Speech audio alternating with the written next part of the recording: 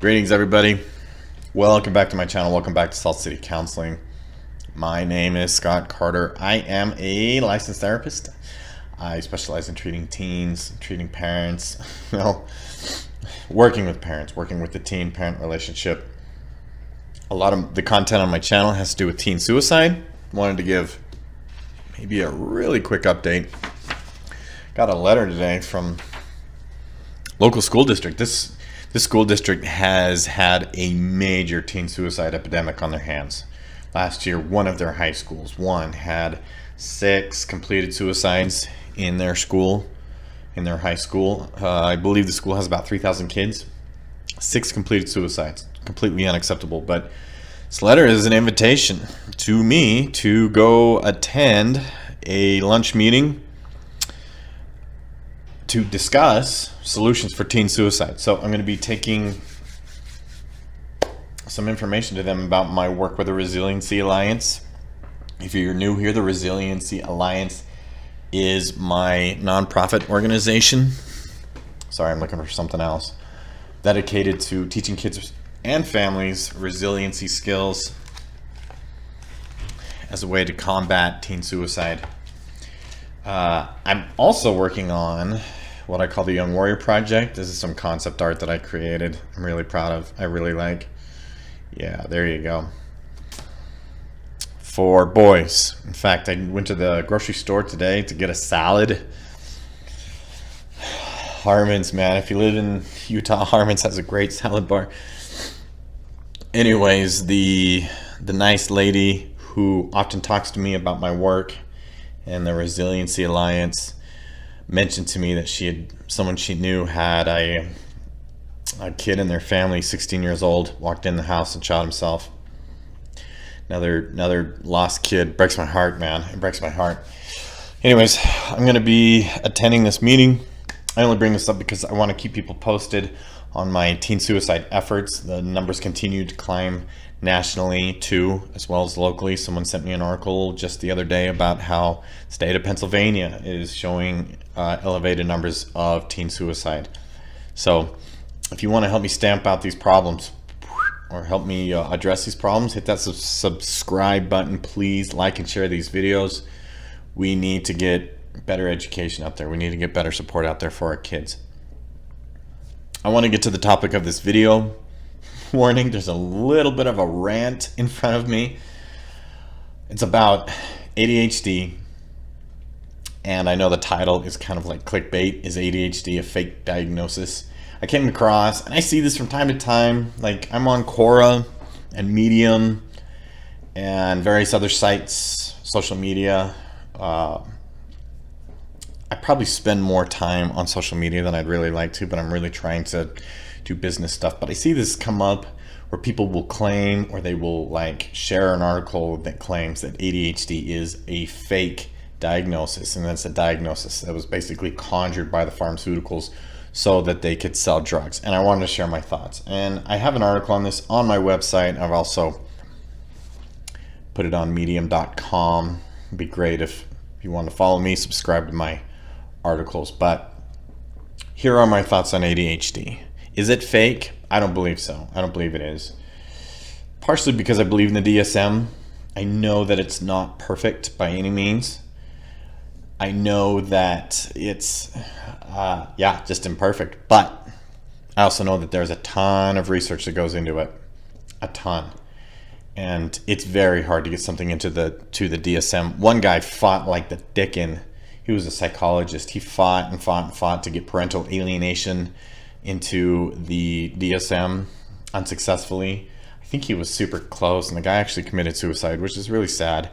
He dedicated, I think, like 12 years of his career to trying to get parental alienation out there. But ADHD is in the DSM. However, I do believe it is overdiagnosed.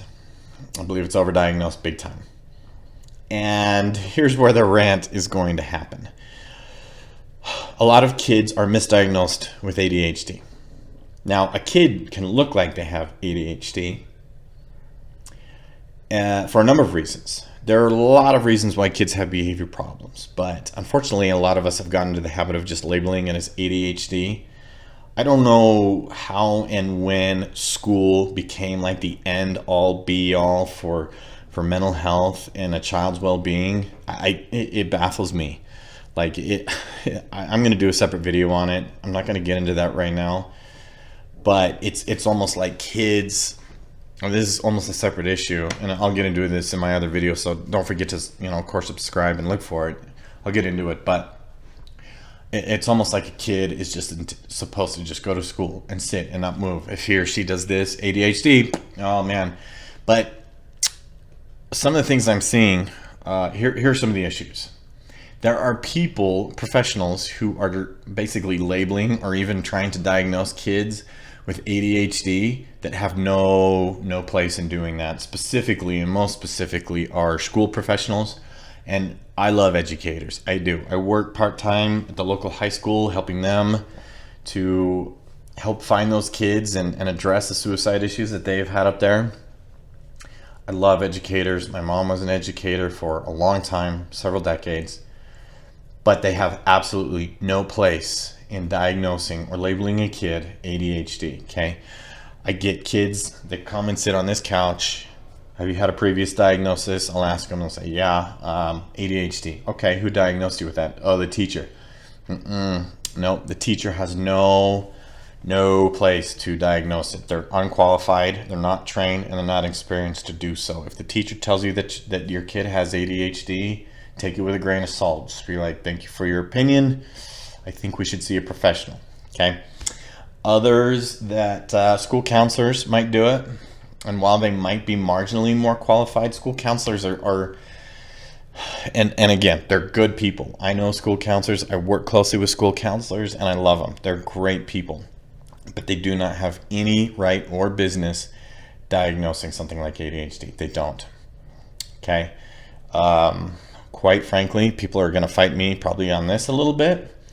Primary care physicians often misdiagnose as well. And here's the thing, is they see everything. Primary cares, they see everything, right? From mental health issues to intestinal issues to, everything from ingrown toenails to drippy noses, sinus infections. They see everything. And when they get a kid in, he's having a hard time sitting still in school. Okay, fine. ADHD. There you go. Get out. Right?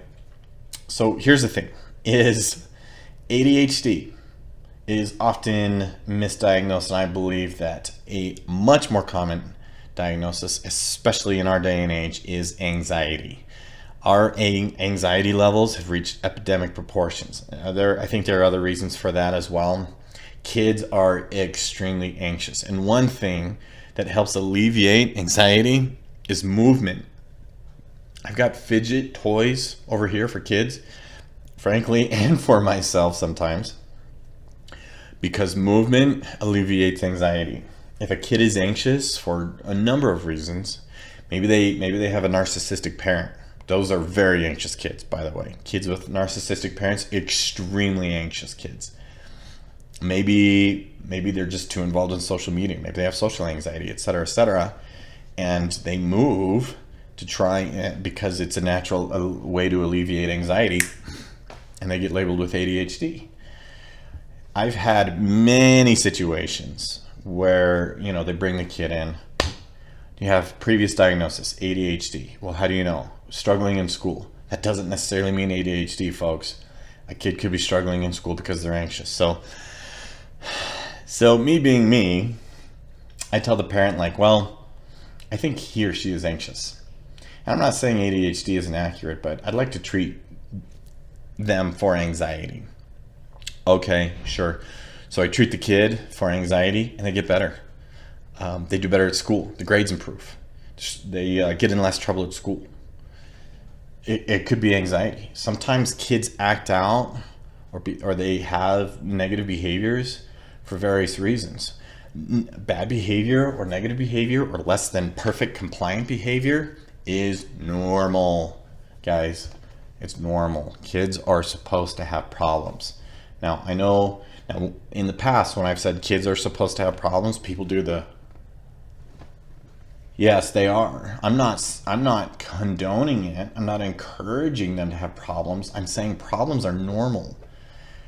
I don't know how we got to this place where we thought that kids are not supposed to have problems and that it's abnormal for kids to have issues. So, first of all, to recap, ADHD, I don't believe it's fake. I don't believe that it was conjured up by the pharmaceuticals. But on that note, I did want to make one more point for those of you who think, well, I really think that it is ADHD, that my kid does have ADHD. Keep in mind that the number one treatment for ADHD is medication. But what most parents don't know is that a lot of those medications are really aggressive medications. They're pretty hardcore. Ritalin and Adderall are two of the worst ones, okay? If a kid takes those medications, they will fail a drug test for meth. They're the same drug. It's a stimulant. If your kid, unless you're sure they have ADHD, and you give them those, you're putting them on heavy stimulants. Heavy stimulants.